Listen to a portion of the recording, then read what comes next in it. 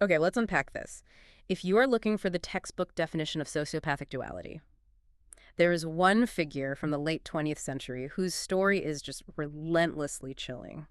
Theodore Robert Bundy. Hmm.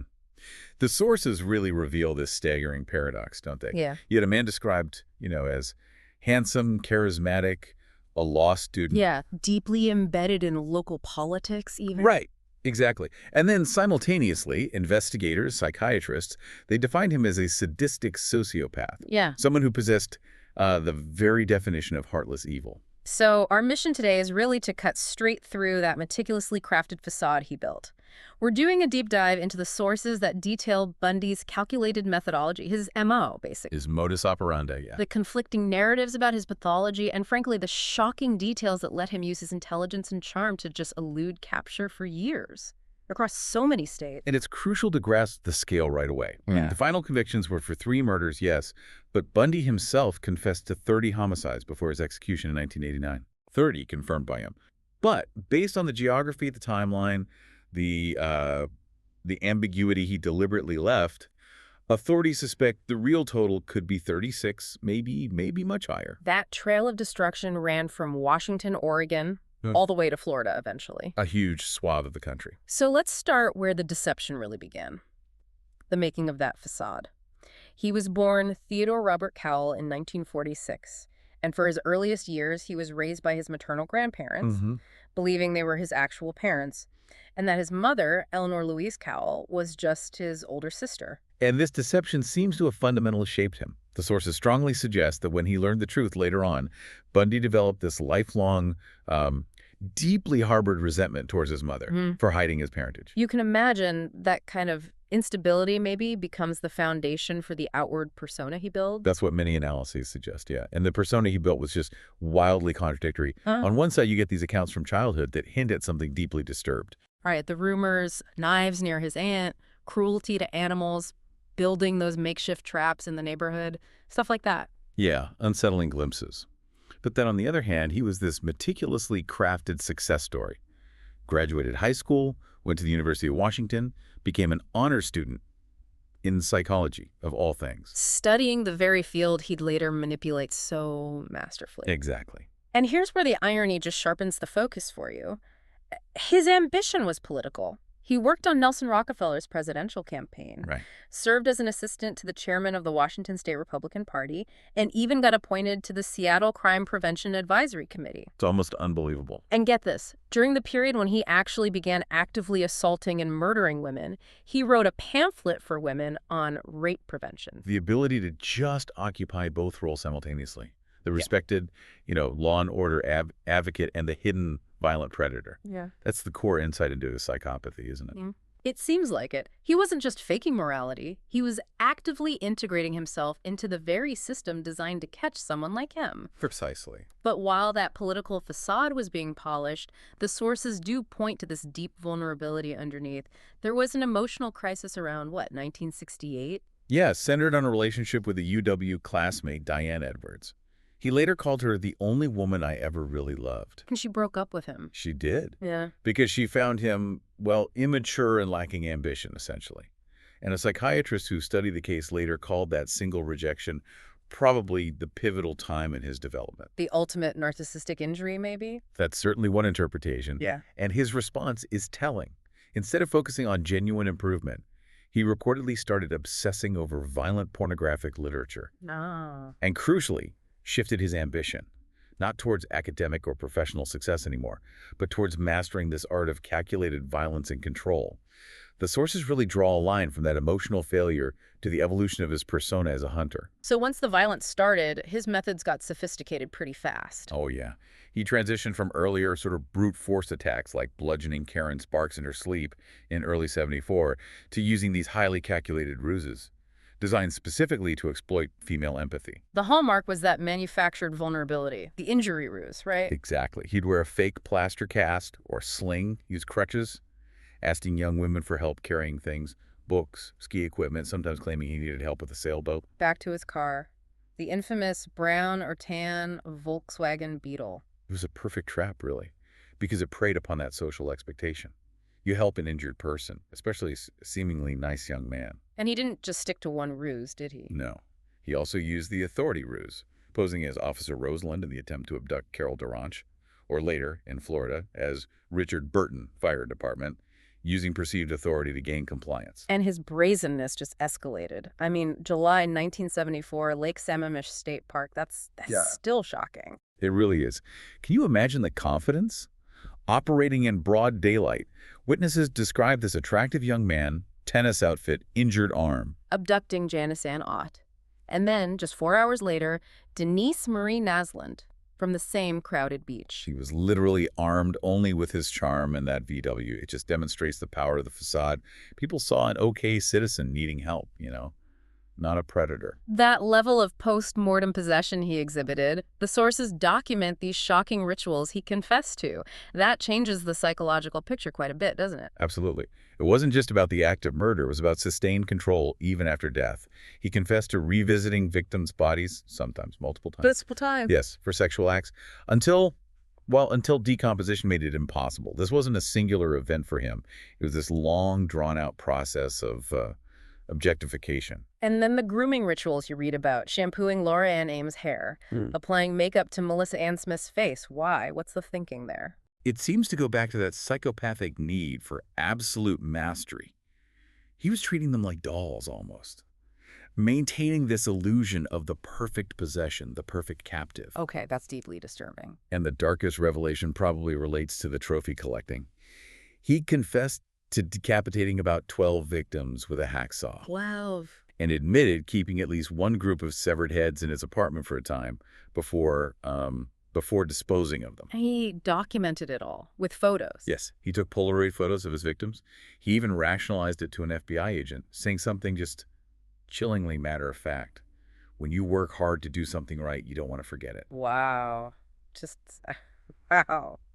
It's stunning it took authorities so long to connect the dots, especially when you hear about his girlfriend, Elizabeth Klopfer. Right. She was critical. She reported him multiple times to police, both in Washington and Utah. Because the description, the car, finding suspicious items in his apartment. Exactly. Crutches, surgical gloves, a meat cleaver, a sack of women's clothing. It all matched the composite sketches in the police profile circulating. But her reports weren't really acted on initially. Sadly, no. They were minimized or sort of dismissed at first. His first actual arrest finally came in Utah, August 1975. He was pulled over for just cruising suspiciously in a residential area late at night. And the stuff in his VW was immediately suspicious. Oh, yeah. Immediate red flags. Handcuffs, crowbar, masks, rope, an ice pick. The classic, abduction kit. But the definitive technical breakthrough, the thing that really linked him across states, that came when the Utah police impounded and just meticulously dismantled that VW Beetle. Right. And this is a prime example of forensic science really connecting the dots. FBI technicians found hair strands inside the car that were microscopically indistinguishable from hairs belonging to 3 different victims. Yeah. Karen Campbell from Colorado, Melissa Smith from Utah, and Carol Durant, the survivor of the abduction attempt in Utah. Wait, hold on. The same type of hair linking him potentially across state lines to 3 different crime scenes? Precisely. 3 different victims. An expert later testified that finding 3 such distinct samples, all matching known victims, in one vehicle. Well, he called it an event of mind-boggling rarity. So that moved the evidence from just strong suspicion to something much more solid scientifically. Absolutely. It was huge. But not before Bundy used his knowledge of the system to escape. Twice. He used his status as a law student to his advantage, didn't he? That was part of the escape plan. It really was. The first escape, June 77, from the courthouse in Aspen, Colorado. That was a direct result of his legal maneuvering. How so? He was serving as his own attorney, which excused him from wearing shackles or handcuffs in the courtroom. Oh. During a recess, he asked to go to the law library. Okay. Found an open window on the 2nd story and just jumped. He was free for 6 days before they caught him again. Just jumped out a window. And the second escape, that was even more audacious, wasn't it? That relied on sheer planning and deception. Oh, completely meticulous planning. December 77, from the jail in Glenwood Springs, Colorado. He'd noticed a weak spot in the ceiling. Right. So he lost about 35 pounds to get thin enough. sawed through the metal ceiling over time, crawled through the crawl space, Wow. broke into the chief jailer's apartment, which was empty for the holidays, changed into street clothes he found there, simulated his sleeping body in his cell bed with books and files under a blanket, Unbelievable. and walked out the front door. Just walked right out. And that escape, that led directly to his final and arguably most brutal spree down in Florida. Exactly. As a fugitive, January 1978, he unleashed this rapid, almost indiscriminate series of assaults, including the horrific attack at the Chi Omega sorority house at Florida State University. Murdering Margaret Bowman and Lisa Levy, savagely assaulting two others, all within minutes. And then attacking another woman, Cheryl Thomas, just blocks away shortly after. It was a frenzy. And for the trial that followed that spree, the really critical evidence wasn't fingerprints or eyewitnesses, was it? It was something else. It was forensic odontology, bite mark analysis. The prosecution brought in forensic odontologist Richard Souveron and Lowell Levine. Okay. And they successfully matched these deep, vicious bite wounds found on Lisa Levy's body, specifically on her buttock, to dental casts of Bundy's very distinctive chipped teeth. So his own teeth became the key evidence. That unique bite mark was absolutely critical. It was still a relatively new form of physical evidence back then, but it was incredibly powerful in securing his murder conviction in Florida. But his capacity for manipulation for performance, it didn't end even when he was convicted, did it? 6 months later, during the penalty phase for the murder of 12-year-old Kimberly Luch, he pulled another stunt. Yeah, it was bizarre. Using this obscure Florida law that allowed for a declaration of marriage in open court, he married his longtime girlfriend, Carol Ann Boone, right there in the courtroom. While she was on the stand testifying for him. Exactly. While she was testifying as a character witness, it was this weird public display, probably designed to, elicit sympathy or humanize him during the sentencing phase. Just constantly calculating. And throughout his time on death row, his psychological profile was assessed, right? He got diagnosed with antisocial personality disorder. And scored an almost perfect 39 out of 40 on the Hare Psychopath checklist, the PCLR. 39 out of 40. What does a score that high actually signify for you listening? Well, it signifies almost total psychopathic control and detachment. A score of 30 or above is generally the threshold used to classify someone as a psychopath in clinical and forensic settings. So 39, it demonstrates an absolute lack of empathy, a profound sense of inflated self-worth, high manipulation skills, and just zero genuine remorse. When he said things like, guilt doesn't solve anything, really, it hurts you, he wasn't being philosophical. No, he was likely stating his internal reality. Yeah. Guilt was just an inconvenience or irrelevant to him. Which brings us to that final act of blame shifting. Claiming violent pornography was the real culprit in that interview with James Dobson right before his execution. Was that genuine, do you think, or one last performance? The sources, the people who knew him, the investigators, they leaned very heavily toward it being one last calculated performance. Classic Bundy manipulation. How so? Well, he was taking advantage of Dobson's well-known anti-pornography stance. It was a final, desperate attempt to shift blame onto something external, onto society, rather than his own internal pathology. And the key insight for us is how his story on that changed over time, right? He'd previously told investigators, biographers like Ann Rule, that pornography played only a minor, maybe negligible role. Exactly. He denied reading particularly violent stuff to Rule, told the FBI it wasn't a major factor. It was only right at the very end, facing execution, that this narrative suddenly became central for him. So he was literally weaponizing the cultural debate at the time to deflect from the fact that his psychopathy, that PCLR score of 39, was the real engine driving his actions. Pretty much, framing the external world instead of his internal brokenness, right up until the moment he was executed in the electric chair, January 24th, 1989. And outside the prison that morning, quite a scene.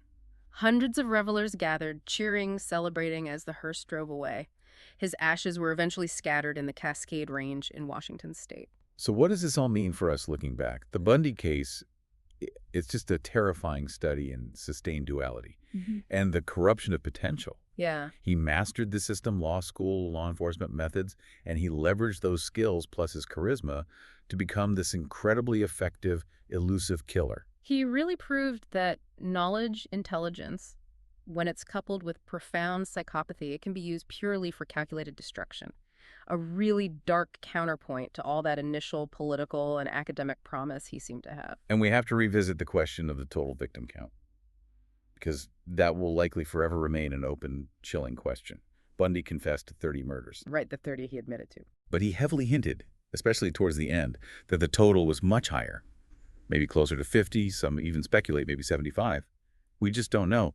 And the bodies of several victims he is suspected of killing, like Donna Manson, Nancy Wilcox, Susan Curtis, they've never been recovered. Never found. So the chilling implication is, even after all those confessions, the interviews, the cooperation aimed at, delaying his execution, authorities still don't know the full extent of his crimes, leaving so many families without any real closure. Exactly. What impact does that final ambiguity have on how we perceive his control, his kind of haunting legacy, knowing that even in death, he retained that power, the power to keep the full scope of his destruction hidden? It's a disturbing final thought. Thank you for joining us on The Deep Dive.